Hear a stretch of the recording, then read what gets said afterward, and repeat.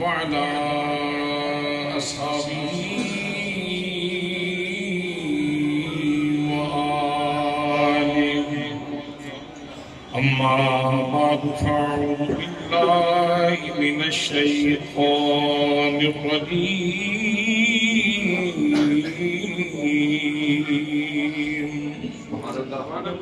بسم الله الرحمن الرحيم وقضى ربك ألا تعبدوا إلا إياه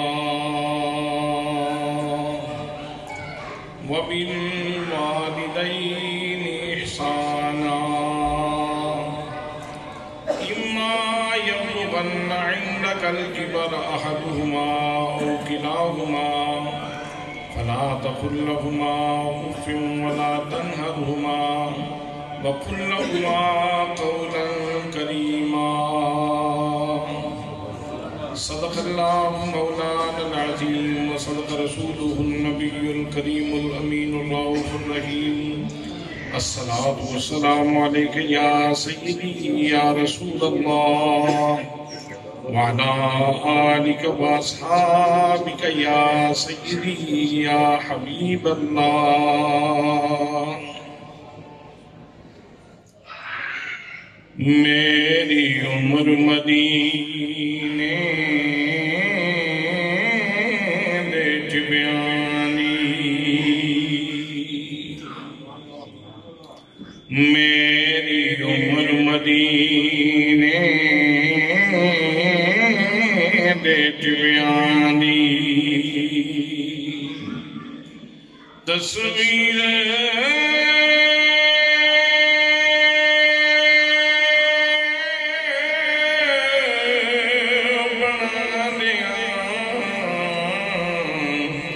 گزر گئی میری عمر مدینے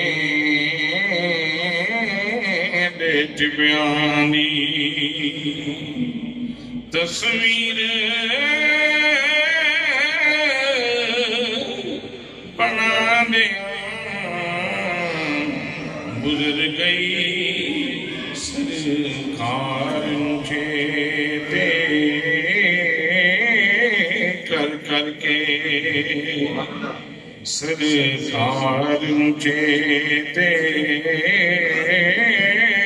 کر کے میری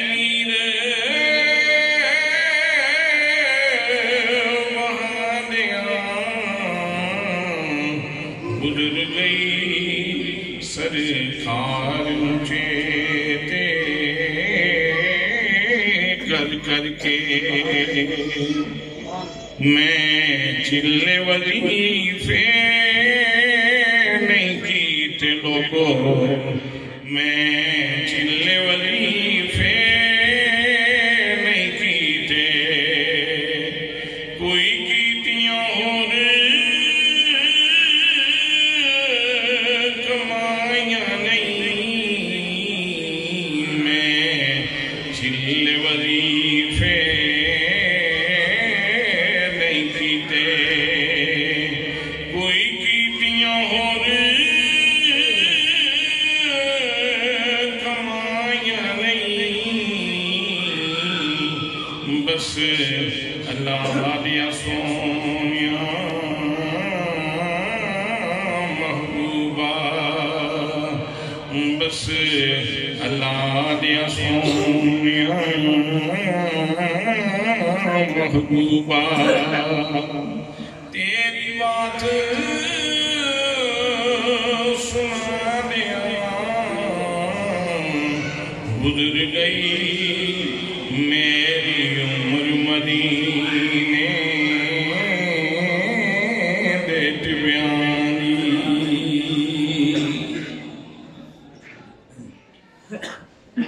رونق محفل سادات کرام مقتدر علماء کرام مشایخ ملت برادران اسلام، برادران طریقت، برادران محبت، السلام علیکم ورحمۃ اللہ وبرکاتہ۔ آج کی یہ نور بدامہ سعادت افروز محفل برادر گرامی جناب ملک محمد آصف صاحب، ان کی والدہ ماجدہ مرحومہ مغفورہ کے ایصال ثواب کے لیے ختم چہلم کے عنوان پہ انعقاد پذیر ہے، اور آج کا دن حضرت سیدہ طیبہ طاہرہ فاطمہ زہرا سلام اللہ علیہا ورضی اللہ تعالیٰ عنہا آپ کا یوم ولادت بھی ہے۔ سو اس مناسبت سے ہم اپنے پروردگار عالم کی بارگاہ میں عرض کرتے ہیں کہ یا اللہ، ہماری اس مرحومہ کو حضرت سیدہ طیبہ طاہرہ سلام اللہ علیہا کی چادر تطہیر کا سایہ نصیب فرما، اور ان کی مغفرت فرما دے، اور ان کو جنت الفردوس میں اعلیٰ مقام نصیب فرما دے۔ برادران اسلام، قرآن مقدس کا جب ہم عمیق نظری سے مطالعہ کرتے ہیں تو قرآن مقدس کی ہر آیت، ہر جملہ اور ہر شذرہ یہ ہمارے لیے دستوری اثاثہ کی حیثیت رکھتا ہے۔ قرآن مقدس میں اللہ کریم نے جو کچھ ارشاد فرمایا ہے وہ سب ہی حتمی اور قطعی ہے، اس کے اندر کسی انکار کی کوئی گنجائش نہیں ہے۔ لیکن نغمہ الہام قرآن مقدس میں جب اللہ کریم نے والدین کے حقوق کو بیان کیا تو اسلوب انتہائی خوبصورت ہے، انداز انتہائی خوبصورت ہے۔ پروردگار عالم نے پہلے اپنے حقوق بیان کیے اور ساتھ ہی متصلاً اللہ کریم نے والدین کے حقوق کو بیان کیا۔ حضرات محترم، یہ چھوٹا شرف نہیں ہے، یہ چھوٹی بات نہیں ہے۔ کہاں پروردگار عالم کی ذات گرامی اور کہاں انسان، لیکن کسی انسان کا ذکر اللہ کریم کا اپنے ذکر کے ساتھ کرنا اور ان کے حقوق کو اپنے حقوق کے ساتھ بیان کرنا، یقیناً یہ شرف کی بہت بڑی دلیل ہے، یہ شرف کی بہت بڑی دلیل ہے۔ حضرات محترم، اور پھر جب اللہ کریم نے اپنا حق بیان کیا تو اس میں پروردگار عالم نے بس ایک ہی جملے میں بات کو مکمل کر دی، ایک ہی جملے میں بات مکمل کر دی، اور اس بات کو فیصلہ کن انداز میں یہ دونوں حقوق جو اللہ نے بیان کیے تو فیصلہ کن انداز میں بیان کیے۔ حضرات محترم، اللہ کریم ارشاد فرماتا ہے وَقَضَىٰ رَبُّكَ، تمہارے رب نے یہ فیصلہ کر دیا ہے، تمہارے رب نے یہ فیصلہ کر دیا ہے اللہ تعبدوا الا ایاہ، کہ تم نے عبادت کرنی ہے تو فقط اللہ کریم کی کرنی ہے، ریاست کرنی ہے تو فقط اللہ کریم کی بارگاہ میں کرنی ہے، جب عیسائی کرنی ہے تو اللہ کریم کی بارگاہ میں کرنی ہے، ناسیہ فرسائی کرنی ہے تو اللہ کریم کی بارگاہ میں کرنی ہے، عبادت تم نے اللہ کی کرنی ہے۔ اور پھر ساتھ ہی ارشاد فرما دیا وَبِالْوَالِدَيْنِ اِحْسَانًا، والدین کے ساتھ حسن سلوک سے پیش آنا، والدین کے ساتھ حسن سلوک سے پیش آنا ہے۔ وَبِالْوَالِدَيْنِ اِحْسَانًا إِمَّا يَبْلُغَنَّ عِنْدَكَ الْكِبَرَ أَحَدُهُمَا، جب ان دونوں میں سے کوئی ایک بڑھاپے کو پہنچ جائے، اور كِلَاهُمَا، یا دونوں بڑھاپے کو پہنچ جائیں، تو تم نے کیا کرنا ہے فَلَا تَقُلْ لَهُمَا اُف، ان کے سامنے اف تک نہ کرنا، اف تک نہ کرنا، وَلَا تَنْهَرْهُمَا، اور ان کو جھڑکنا نہیں ہے، وَقُلْ لَهُمَا قَوْلًا كَرِيمًا، اور جب بھی ان سے بات کرنی ہے تو تیرے لہجے میں ملائمت موجود ہو، تیرے لہجے میں خوبصورتی موجود ہو، تیرے لہجے میں نرمی موجود ہو۔ حضرات محترم، اب ذرا قرآن مقدس کے کلمات کی معنویت کو دیکھیے۔ پروردگار عالم نے لفظ قضا استعمال فرمایا ہے کہ یہ میرا فیصلہ ہے، یہ میرا فیصلہ ہے۔ اگر سیشن فیصلہ کرے تو ہائی کورٹ میں اس کو چیلنج کیا جا سکتا ہے، اور اگر ہائی کورٹ کا فیصلہ ہو تو اسے سپریم کورٹ میں چیلنج کیا جا سکتا ہے، اور اگر سپریم کورٹ کا فیصلہ ہو تو اس میں نظر ثانی کی اپیل ہو سکتی ہے۔ لیکن پروردگار عالم کی عدالت کا فیصلہ، احکم الحاکمین کا فیصلہ، رب العالمین کا فیصلہ ایسا ہے کہ جس میں نہ ترمیم ہو سکتی ہے، نہ نظر ثانی ہو سکتی ہے، بس ایک ہی کام ہو سکتا ہے اور وہ سر تسلیم خم کرنا ہے۔ اگر کسی کو سبحان اللہ نہ آتی ہو تو اس کا عذر ہے، اگر سب کو آتی ہے تو کہتے ہیں سبحان اللہ، تاکہ پتہ چلتا رہے کہ میں زندہ لوگوں میں کچھ عرض کر رہا ہوں۔ حضرات محترم، فرمایا کہ یہ فیصلہ ہے، اور فیصلہ کس کا ہے؟ یہاں لفظ رب ذکر فرمایا، حالانکہ اللہ کریم الجبار کی صفت بھی رکھتا ہے، القہار کی صفت بھی رکھتا ہے، الرحیم کی صفت بھی رکھتا ہے، الرحمن کی صفت بھی رکھتا ہے، الودود کی صفت بھی رکھتا ہے، اللطیف کی صفت بھی رکھتا ہے۔ یہ ساری اللہ کریم کی صفات ہیں، لیکن یہاں لفظ رب ذکر فرمایا۔ حضرات رب کسے کہتے ہیں؟ رب کہتے ہیں تبلیغ الشیء الی کمالہ بحسب استعدادہ الازلی شیئا فشیئا۔ رب اس ہستی کو کہتے ہیں جو کسی بھی فرد کائنات کو نقطہ آغاز سے اٹھائے اور تدریجاً آہستہ آہستہ دھیرے دھیرے اس کو منزل کمال کی طرف لے جائے، اور ایک کمال کی طرف لے جائے تو اس کو رب کہا جاتا ہے۔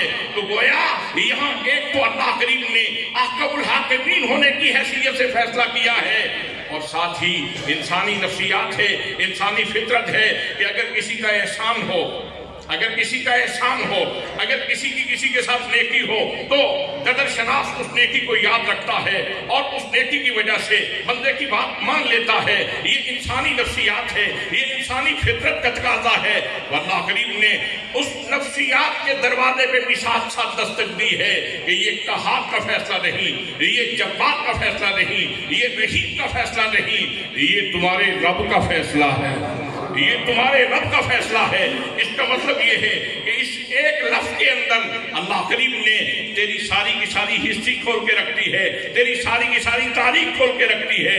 تو پانی کی ایک بوند تھا، اگر اللہ کی شان ربوبیت تجھے سہارا نہ دیتی تو تیری داستان ختم ہو جاتی۔ پھر خون بنا، اگر اللہ کی شان ربوبیت تجھے سہارا نہ دیتی تو داستان ختم ہو جاتی۔ پھر بوٹی بنا، اگر اللہ کی شان ربوبیت سہارا نہ دیتی تو داستان ختم ہو جاتی۔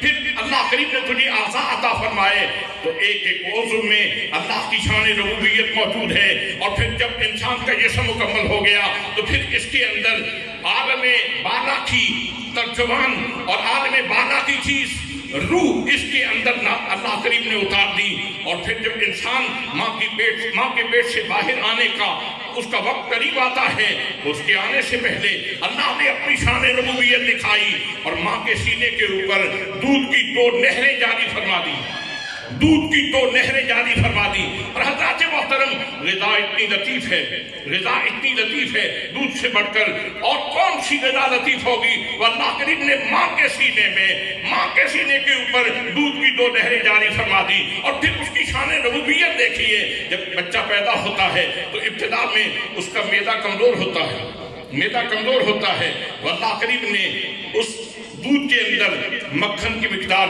کم رکھی اور پانی کی مقدار زیادہ رکھی۔ جیسے جیسے معدہ مضبوط ہوتا چلا جاتا ہے تو مکھن کی مقدار بڑھتی چلی جاتی ہے۔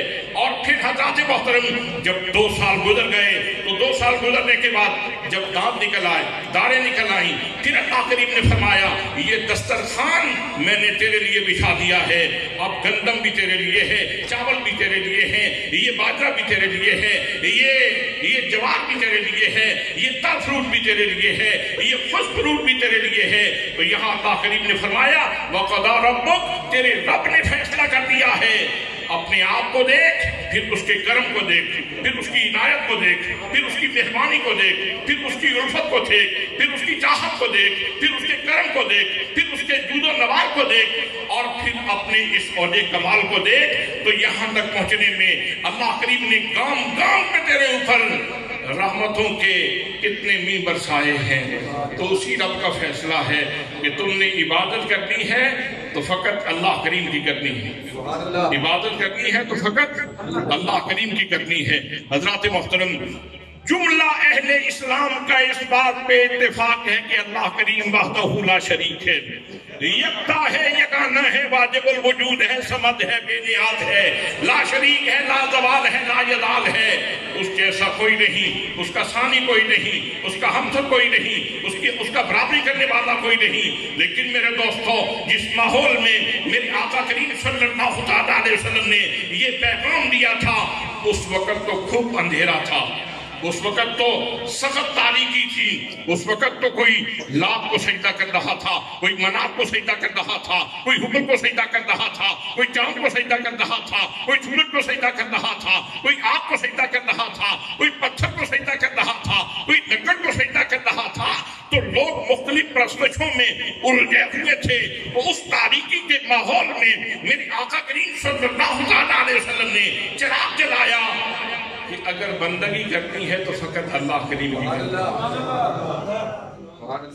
اس لیے کہ تو جن کے سامنے جھکا ہوا ہے یہ سارے تیرے نوکر ہیں۔ سورج تیری نوکری کے لیے، چاند تیری نوکری کے لیے، ہوا تیری نوکری کے لیے۔ سورج کی شعائیں انسان کی خدمت کر دیں تو سورج کی معراج ہو جاتی ہے، چاند کی چاندنی انسان کی خدمت کر لے تو چاند کی معراج ہو جاتی ہے، ہوا کی برودت انسان کی خدمت کر لے تو ہوا کی معراج ہو جاتی ہے۔ حضرات محترم، کل جب اپنا انسان کی خدمت کے لیے پیش کر دے تو اس درخت کی معراج ہو جاتی ہے۔ سبزیاں جب اپنا نتیجہ انسان کی خدمت میں پیش کر دیں تو سبزی کی معراج ہو جاتی ہے۔ تو ہر چیز کی معراج یہ انسان کی خدمت کرنا ہے، اور انسان کی معراج اپنے رب کی بارگاہ میں جھکنا ہے۔ فرمایا عبادت کرنی ہے تو فقط میری کرنی ہے، میری بارگاہ میں جھکنا ہے، میری بارگاہ میں تو نے جھکنا ہے۔ اور دوسرا فیصلہ فرمایا وَبِالْوَالِدَيْنِ اِحْسَانًا، یہ جو دو ہستیاں ہیں جن کے وسیلے سے، جن کے توسط سے، جن کے سبب سے تو اس جہان میں آیا ہے، ان کے ساتھ حسن سلوک سے پیش آنا ہے۔ حضرات محترم، اس بات کو کئی جہتوں سے اور کئی زاویہ نگاہ سے اس کو دیکھا جا سکتا ہے۔ انسان کی جملہ سعادتیں وہ اس جہان کے ساتھ وابستہ ہیں۔ اگر ہم اس کو تصوف کی نگاہ میں دیکھیں، تصوف کی نگاہ سے دیکھیں، صوفیہ کی نظر سے دیکھیں، تو کسی صوفی کی نظر میں اگر اس سے پوچھا جائے کہ حضرت ایک بات تو بتائیے، اللہ کریم نے جو اپنی نعمتیں بنائی ہیں ان ساری نعمتوں میں سے سب سے بڑی نعمت کون سی ہے؟ اگر کسی صوفی سے، صاحب حال سے، صاحب ذوق سے، صاحب وجد سے، صاحب طرب سے، صاحب وصال سے اگر یہ بات پوچھی جائے، حضرت یہ بتائیے اللہ کریم کی سب سے بڑی نعمت کون سی ہے، اللہ کریم کی سب سے بڑی نعمت کون سی ہے، تو جواب ملے گا اللہ کی سب سے بڑی دو نعمتیں ہیں، ایک خدا کا جلوہ اور دوسرا مصطفیٰ کا جلوہ۔ ایک خدا کا جلوہ اور ایک مصطفیٰ کا جلوہ۔ پوچھنا چاہتا ہوں کوئی جتنا بھی زاہد ہو، عابد ہو، نیک ہو، بزرگ ہو، غوث ہو، کتب ہو، ولی ہو، ابدال ہو، اوتاد ہو، اگر اس جہان میں نہ آتا تو کیا اسے یہ جلوے نصیب ہوتے؟ نہ قبر کے اندر رسول اللہ کی زیارت ہونا تھی، نہ حشر کے اندر اللہ کا دیدار ہونا تھا، اور نہ جنت میں اللہ کا دیدار ہونا تھا۔ تو یہ جنت کی جتنی باتیں ہیں اور جنت کی جتنی نعمتیں ہیں اور اللہ کی کائنات میں جو سب سے بڑی دو نعمتیں ہیں، ایک خدا کا جلوہ ہے، ایک مصطفیٰ کا جلوہ ہے۔ اگر تو بہت عابد ہے، بہت زاہد ہے، بہت نیک ہے، بہت پارسا ہے، زندگی اللہ کی عبادت میں گزر رہی ہے، اللہ کی بارگاہ میں جھکتے ہوئے گزر رہی ہے، تو سن، یہ سارے کے سارے سلسلے اللہ نے تجھے تیرے ماں باپ کے وسیلے سے عطا فرمائے ہیں۔ ان ساری باتوں میں تیرے محسن والدین ہیں، اس لیے ان کا یہ حق ہے کہ ان کے ساتھ حسن سلوک سے پیش آیا جائے، حسن سلوک سے پیش آیا جائے۔ میں نے وصال کے جتنے پیالے پیے ہیں، میری ماں تیرا احسان ہے، میں نے وصال کے جتنے پیالے پیے ہیں، میرے باپ تیرا احسان ہے، میں نے اللہ کے جتنے جلوے دیکھے ہیں، میرا باپ تیرا احسان ہے، میں نے اللہ کے جتنے جلوے دیکھے ہیں، میری ماں تیرا احسان ہے۔ تو حضرات محترم، اس لحاظ سے جتنی سعادتیں اس جہان میں ہیں اللہ کے بندوں کو ایک لذت ذکر کے اندر بھی آتی ہے، عبادت کے اندر بھی آتی ہے، اور اللہ کریم کے پیارے حبیب صلی اللہ تعالیٰ علیہ وسلم نے خود ارشاد فرمایا ان تعبد اللہ کانک تراہ فإن لم تکن تراہ فإنہ یراک، جب تم کھڑے ہوتے ہو اللہ کے دربار میں تو یوں کھڑے ہوا کرو جیسے تم اللہ کو دیکھ رہے ہو، جیسے تم اللہ کو۔ اللہ اکبر، اللہ اکبر۔ جب تم نماز کے لیے کھڑے ہوتے ہو تو اس تصور سے کھڑے ہونے کی کوشش کرو کہ تم خدا بندے قدوس کی زیارت کر رہے ہو، اور اگر یہ تصور نہ بن سکے تو کم از کم اتنا تصور تو رکھو کہ اللہ کریم تمہیں دیکھ رہا ہے، اور یہ تصور بھی چھوٹا تصور نہیں ہے کہ میں اور میرے اوپر اللہ کی نظر، شکر ہے مجھ مسکین پہ میرے رب کی نظر ہے، شکر ہے مجھ مسکین پہ میرے رب کی نظر ہے۔ حضرات محترم، 5 وقت جب مسجد سے اذان کی آواز آتی ہے اور کتنے لوگ ہیں جو کشاں کشاں دوڑتے ہوئے اللہ کے گھر کی طرف جاتے ہیں اور ہر کام میں ان کے درجے بلند ہوتے ہیں اور اللہ کی بارگاہ میں جا کے اللہ کے جلووں کو دیکھتے ہیں، تو حضرات ان سارے جلووں کے پیچھے احسان ماں اور باپ کا ہے، جن کی وجہ سے انسان یہاں آیا ہے اور اس کو وجود ملا ہے اور اس دھرتی پہ اس کو اللہ کریم نے بھیجا ہے۔ سو اس لحاظ سے والدین اس بات کا استحقاق رکھتے ہیں، جائز استحقاق رکھتے ہیں کہ ان کے ساتھ اس نے سلوک کیا جائے۔ فرمایا وبالوالدین احسانا، آپ لفظوں کی لطافت میں ذرا غور و فکر فرمائیے گا۔ وبالوالدین احسانا، اپنے والدین کے ساتھ اس نے سلوک سے پیش آؤ۔ لفظ احسان ذکر ہوا ہے اور احسان کا مادہ اشتقاق حسن ہے، یعنی یہ حسن سے بنا ہے، حسن سے بنا ہے۔ اس کا مطلب یہ ہے شریعت متقاضی ہے، شریعت مجھ سے اور تجھ سے تقاضا کر رہی ہے کہ جب والدین کی خدمت میں تم نے پیش ہونا ہے، چاہے پانی لے کے پیش ہو، چاہے روٹی لے کے پیش ہو، چاہے دوائی لے کے پیش ہو، یا کوئی اور چیز ان کی خدمت میں پیش کر، لیکن یہ بات یاد رکھنا تیرے ہر انداز میں اور تیرے ہر لہجے میں حسن موجود ہو۔ نہیں، آپ نے توجہ نہیں فرمائی، آپ نے توجہ نہیں فرمائی۔ حسن کا خاصہ کیا ہے، حسن کا لازمہ کیا ہے، حسن کی فطرت کیا ہے، حسن کے اثرات کیا ہیں؟ حضرات محترم، حسن کا مزاج یہ ہے، حسن کی فطرت یہ ہے، حسن جس رنگ میں اور جہاں ہوتا ہے اہل دل کے لیے سرمایہ جہاں ہوتا ہے۔ حسن جس رنگ میں اور جہاں ہوتا ہے اہل دل کے لیے سرمایہ جہاں ہوتا ہے، تو اس کا مطلب یہ ہے حسن، اس کا خاصہ یہ ہے یہ کسی صاحب فطرت سلیمہ کے اوپر کبھی گرا نہیں ہوتا، کسی صاحب فطرت سلیمہ کے اوپر، کسی صاحب شعور کے اوپر، کسی صاحب ادراک کے اوپر یہ کبھی گرانی کا باعث نہیں ہوتا۔ اس کے اندر ایک مٹھاس ہوتی ہے، اس کے اندر ایک کشش ہوتی ہے، اس کے اندر ایک اٹریکشن ہوتی ہے، اس کے اندر ایک جاذبیت ہوتی ہے۔ تو مجھے اور آپ کو یہ فرمایا جا رہا ہے کہ جب ماں اور باپ کی خدمت میں حاضر ہوتے ہو تو ہر انداز میں اتنی ملائمت ہو، اتنی خوبصورتی ہو کہ ان کی طبیعت پہ کبھی گراں نہ گزرے۔ سبحان اللہ کہیں۔ اگر آپ بھی باپ کے درجے پہ ہیں اور ادھر میری بہنیں ماں کے درجے پہ ہیں تو آپ اس کے اوپر اپنے آپ کو بھی مبارکباد دیجیے کہ شکر ہے کہ ہم اہل اسلام میں سے ہیں، ہم اللہ کے نبی کے غلاموں میں سے ہیں، کہ اللہ کریم نے آپ کے حقوق کو بیان کیا اور کس لطافت سے، کس خوبصورتی سے بیان کیا کہ ماں ہو باپ ہو، ان کی خدمت میں بیٹا آئے، ان کی خدمت میں بیٹی آئے، جو بھی ماں اور باپ کی خدمت میں حاضر ہو تو لہجے میں تلخی تو بہت دور کی بات ہے، تمہارے کسی بھی انداز میں تلخی نہ آئے۔ وَبِالْوَالِدَيْنِ احسانا، احسان یعنی حسن کا مظاہرہ کرنا ہے، حسین انداز میں اپنے والدین کے سامنے پیش ہونا ہے۔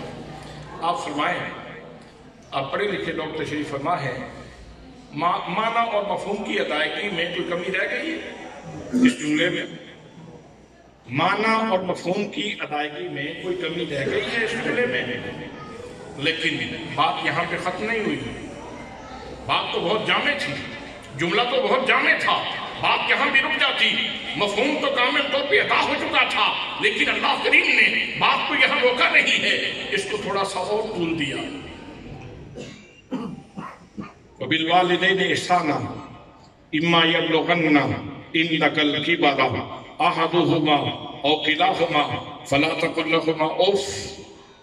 جب ان دونوں میں سے کوئی ایک بڑھاپے کو پہنچ جائے یا دونوں بڑھاپے کو پہنچ جائیں تو ان کے سامنے اف نہ کہنا, اف نہ کہنا, اف نہ کہنا.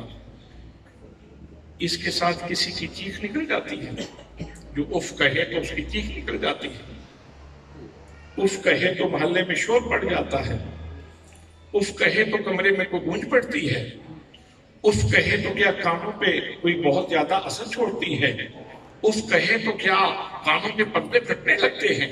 حضرات محترم, اف میں بس آواز ہی ہے نا, ہلکی سی آواز ہے اور ساتھ انسان کی سانس تیز نکلتی ہے نا منہ سے. تو اس کے بارے میں بھی ارشاد فرمایا کہ جب تمہاری ماں بوڑھی ہو جائے, تمہارا باپ بوڑھا ہو جائے, دونوں بوڑھے ہو جائیں تو ان کو اف تک نہ کہنا.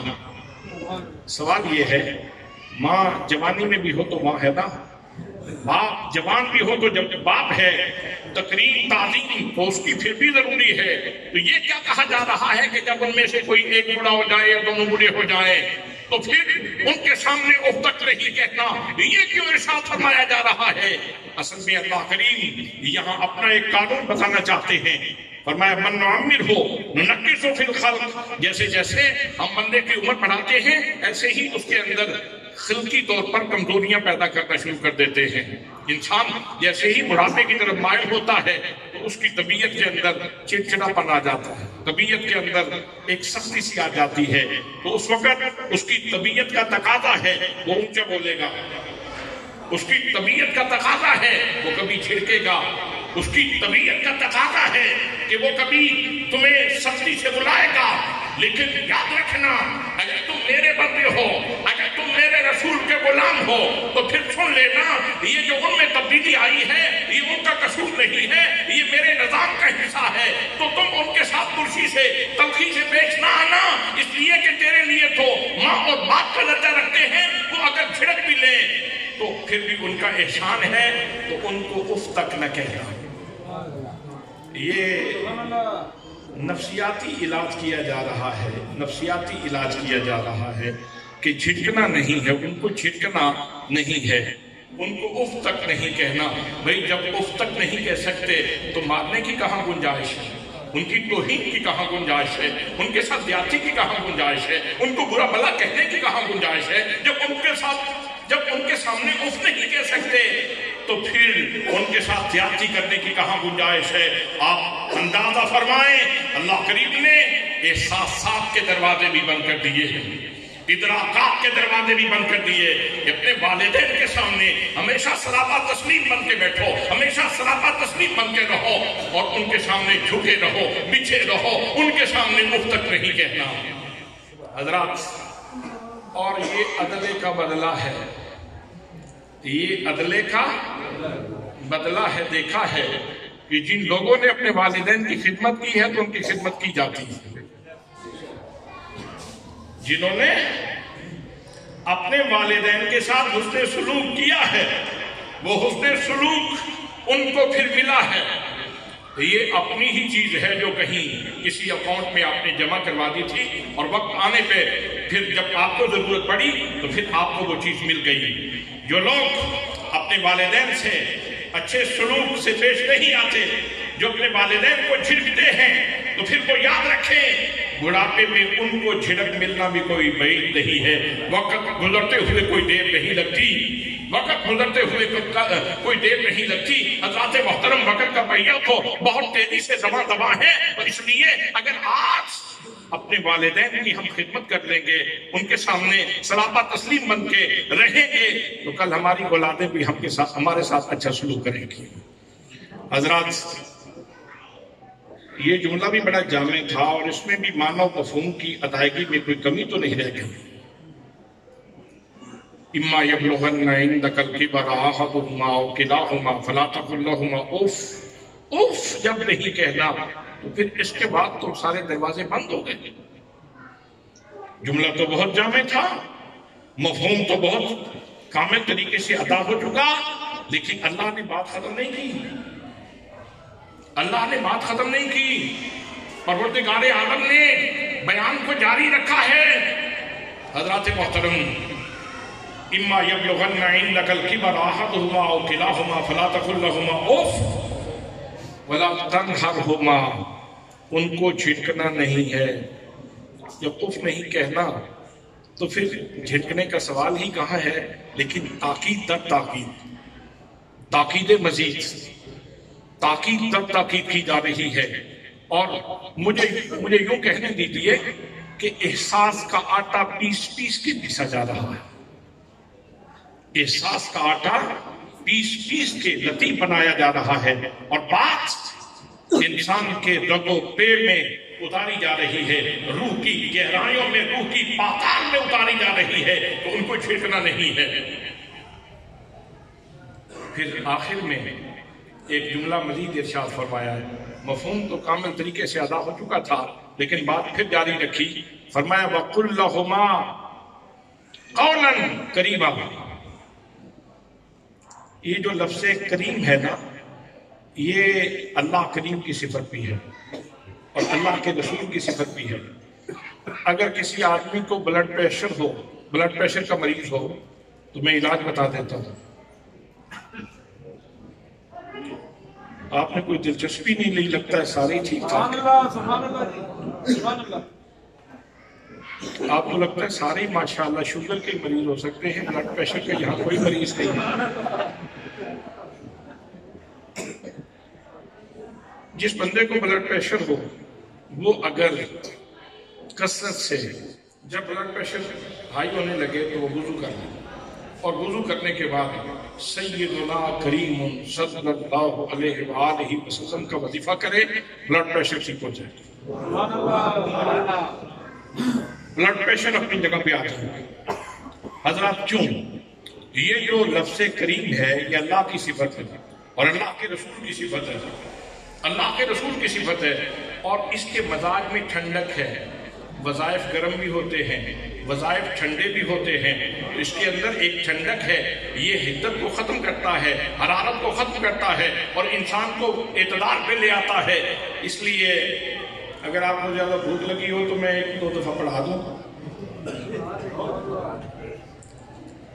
نہیں ماشاءاللہ آپ سارے سیر ہیں. سیدنا کریم صلی اللہ علیہ وآلہ وسلم. سیدنا کریم صلی اللہ علیہ وآلہ وسلم. سیدنا کریم صلی اللہ علیہ وآلہ وسلم. حضرات محترم، تو میں عرض کر رہا ہوں کہ اللہ کریم نے ارشاد فرمایا وَقُلْ لَهُمَا قَوْلًا قَرِيبًا. جب بھی بات کرو تو تمہاری لہجے میں کریمی ہو، حدت نہ ہو لہجے میں. لہجے میں شدت نہ ہو، حدت نہ ہو، گرمی نہ ہو، تلخی نہ ہو، ترشی نہ ہو.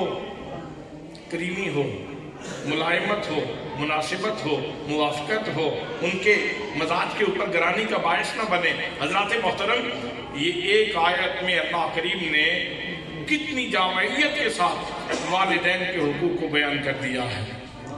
ایک اور آیت میں آپ کی خدمت میں پیش کرنے کے بعد میں گفتگو کو سمیٹ رہا ہوں. ہمیں ارشاد فرمایا کہ جب تم دعا کرنے لگتے ہو، مجھ سے مانگنے لگتے ہو، تو میں تمہیں وہ سلیقہ عطا فرما دیتا ہوں جس طریقے سے، جس سلیقے سے، جس قرینے سے اور جس ادب سے تم نے میری بارگاہ سے ان کے لیے سوال کرنا ہے. وہ یہ ہے رب ارحمہما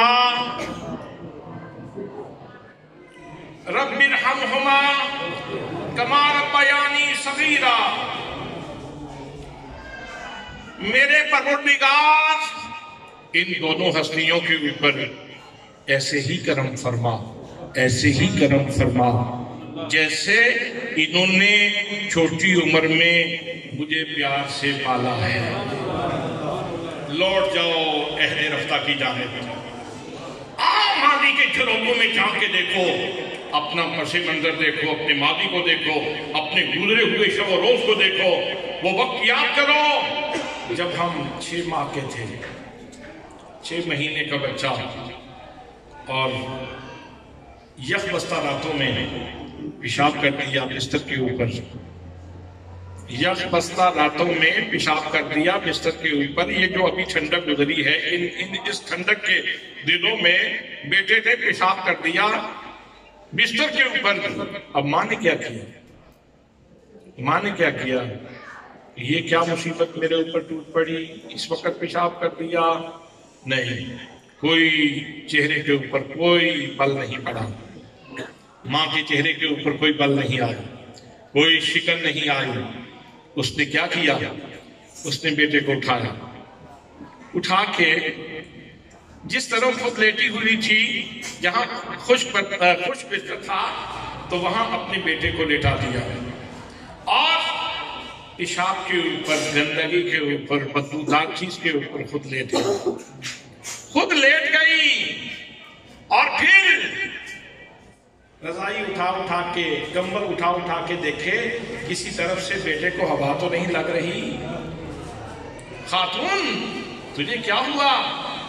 اپنا بھی تو سوچتی، ٹھنڈک ہے، تیرے وجود کو بھی ٹھنڈک تو لگ سکتی ہے نا، نمونیا ہو سکتا ہے، تجھے بھی سردی ہو جائے گی، تو بھی ہاسپٹل جا سکتی ہے، لیکن تجھے ساری الفتیں بھول گئی، تجھے سارے دکھ بھول گئے، ایک ہی چھوٹے سے بچے کے اوپر اپنی ساری محبتیں نچھاور کر رہی ہے۔ وہ حضرات محترم اللہ کریم ارشاد فرماتا ہے، ذرا اپنے بچپنے کو دیکھو اور پھر میری بارگاہ میں ہاتھ اٹھا کے سوال کرو، میرے اللہ جیسے انہوں نے چھوٹی عمر میں مجھ سے پیار کیا ہے، سنبھال کے سنبھالا ہے، میرے اللہ ایسے ہی ان کو سنبھال۔ بہت ہی خوبصورت دعا ہے، بہت ہی خوبصورت دعا ہے، بہت ہی خوبصورت دعا ہے۔ حضرات، پیار کے جتنے کرینے میرا رب جانتا ہے، میری ماں نہیں جانتی۔ سبحان اللہ نہ کہیں تو آپ کی اپنی مرضی۔ پیار کے جتنے کرینے میرا رب جانتا ہے، رحم کے جتنے کرینے میرا رب جانتا ہے، میری ماں نہیں جانتی، آپ کی ماں نہیں جانتی۔ وہ 70 ماؤں سے زیادہ مہربان ہے، تو اس کی خدمت میں یوں عرض کر رہے ہیں، مجھے ویسے ہی سنبھالا دے، ان کو ویسے ہی سنبھالا دے، میرے والدین کو جیسے انہوں نے چھوٹی عمر میں مجھے پالا ہے۔ ایک منظر میں اپنے دوستوں کو اکثر بیان کرتا رہتا ہوں۔ میں اپنے گاؤں سے، ڈنگا کے پاس میرا گاؤں ہے، چک میں آنا بھرگڑا، وہاں سے میں آ رہا تھا جمعہ پڑھانے کے لیے ملکوال میں، تو نہر اپر جیلم کے اوپر میں نے عجیب منظر دیکھا کہ خاتون ہے، تقریباً 35-36 سال کے راؤنڈ اباؤٹ اس کی عمر ہے، اور لاش اس کی بہہ رہی ہے۔ میں نے دیکھا، میں نے دوست کو فون کیا، میں نے کہا ڈنگا تھانہ میں اطلاع کر دیں، لاش جا رہی ہے، اور میں چونکہ میرے پاس وقت تھوڑا ہے، میں نے جمعے پہ پہنچنا ہے، تو آپ اس کو ذرا سنبھالیں اور پتہ کریں ہسٹری کیا ہے۔ میرے دوست نے قاری ارشد محبوب صاحب ہیں، ساتھ دوسرے گاؤں کے، وہ وہاں پہنچے، انہوں نے تھانے میں رپورٹ کی، لوگ آئے، پتہ چلا یہ فلاں گاؤں کی خاتون تھی، اور دعائیں کرنے کے بعد اللہ نے بیٹا دیا تھا۔ حضرات، اگر آپ کے دل میں ماں اور باپ کی تعظیم اور تکریم کے جذبات موجود ہیں تو اس کو بڑا دھیان سے سنیے۔ پتہ چلا کہ بیٹا دیا تھا رب نے، 4-5 سال کا ہوا تو اللہ نے واپس لے لیا، تو ماں کی عقل معاف ہو گئی، اس نے بیٹے کے کپڑے اور بیٹے کے جوتے اکٹھے کیے اور ایک گٹھڑی باندھی، اور گٹھڑی باندھ کے اس نے سینے کے ساتھ لگا لیا۔ اب ماں کو کہا جاتا ہے کہ روٹی کھا لے، وہ کہتی ہے نہیں میرا بیٹا گر جاتا ہے، نہیں میرا بیٹا گر جاتا ہے۔ عقل معاف بھی ہو جائے تو محبت معاف نہیں ہوتی۔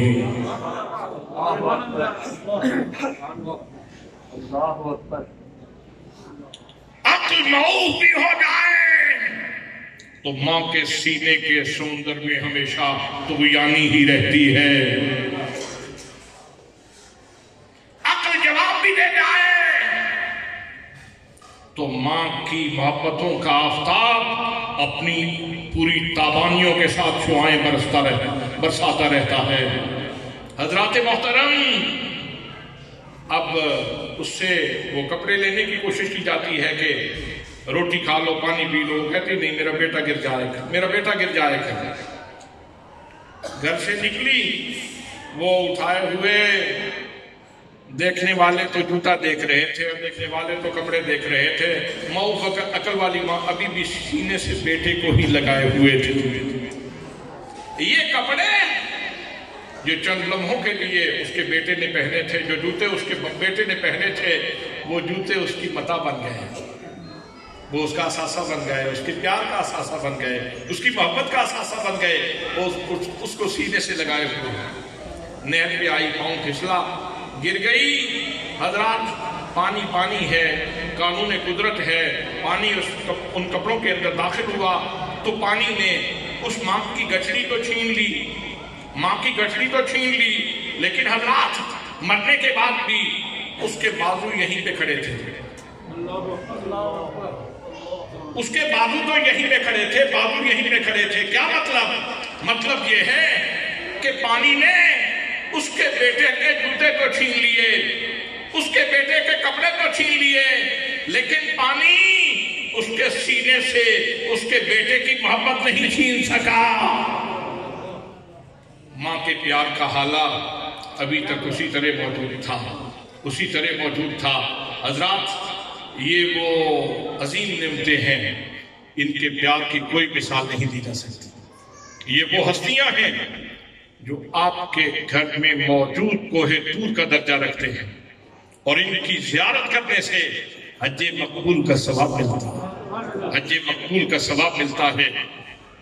میری اور آپ کی ماں کی بات تو ہو چکی ہے، تو حسنین کریم کی ماں کی بات کرنے کے بعد میں گفتگو کو بس ختم کر رہا ہوں۔ میری آقا کریم صلی اللہ علیہ وسلم نے ارشاد فرمایا، وہ ماں اور باپ جنہوں نے اپنے بیٹے کو حفظ قرآن کی دولت سے مالا مال کیا،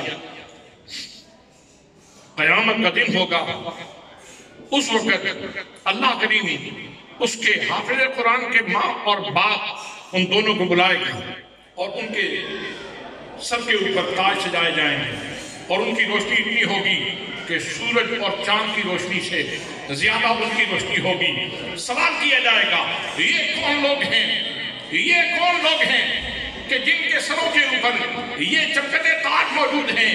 کیا یہ نبی ہیں، صدیق ہیں، شہداء ہیں، صالحین ہیں؟ یہ کون لوگ ہیں؟ جواب ملے گا، یہ وہ لوگ ہیں جنہوں نے اپنے بیٹے کا سینہ قرآن کی دولت سے منور کیا تھا، قرآن کی دولت کے لیے مختص کیا تھا۔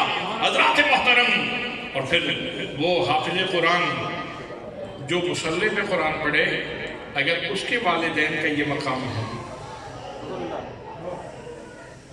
وہ حافظ قرآن جو مصلی پہ قرآن پڑھے اس کے والدین کا یہ مقام ہے، وہ حافظ قرآن جو منبر پہ قرآن پڑھے تو اس کے والدین کا یہ مقام ہے، وہ حافظ قرآن جو صف کے اوپر کھڑے ہو کے قرآن پڑھے تو اس کا یہ مقام ہے، وہ حافظ قرآن جو سواری چلتی ہوئی سواری کے اوپر قرآن پڑھے تو اس کے والدین کا یہ مقام ہے۔ تو اس قرآن کے قاری کے والدین کا مقام کیا ہوگا کہ جس نے مصلی پہ بھی قرآن پڑھا ہے، جس نے مسجد نبی کے منبر پہ قرآن پڑھا ہے، اور جس نے نوکے نیزہ کے اوپر بھی قرآن پڑھا ہے، اس کی ماں کا مقام کیا ہوگا، اس کے باپ کا مقام کیا ہوگا، اور ان کے تاج کتنے خوبصورت ہوں گے۔ حضرات محترم، آج کتنے حافظ قرآن ہیں؟ آپ ابھی تلاوت ہوئی تو آپ نے نذرانہ پیش کیا، محبت ہے آپ کی، تو اگر نذرانہ لے کر قرآن پڑھنے والے قاری، اگر اس کے والدین کا یہ مقام ہے، تو جس نے علی اکبر کی جوانی کا نذرانہ دے کے قرآن پڑھا ہو، جس نے علی اصغر کی معصومیت دے کر کے قرآن پڑھا ہو، جس نے عباس غازی کے بازو قلم کروا کے قرآن پڑھا ہو، جس نے اولو محمد جیسے بھانجے دے کے قرآن پڑھا ہو، اس قاری قرآن کا مقام کیا ہوگا اور ان کے والدین کا مقام کیا ہوگا۔ ہماری دعا ہے کہ ہمارے ملک صاحبان ان کی والدہ ماجدہ کی اللہ کریم مغفرت فرمائے اور اپنے جناب خاص سے ان کو اپنی خاص نعمتوں سے نوازے۔ اور آج کے دن کی مناسبت بھی ہے، ویسے بھی ہم حضرت سیدہ زہرا بتول کی اولاد کے بھی غلام ہیں، تو ہماری یہ خواہش ہے کہ ہم سب کی ماؤں کو اللہ کریم حضرت زہرا بتول کے دامن میں جگہ عطا فرما دے۔ وما علیہ الا البلاغ المبین۔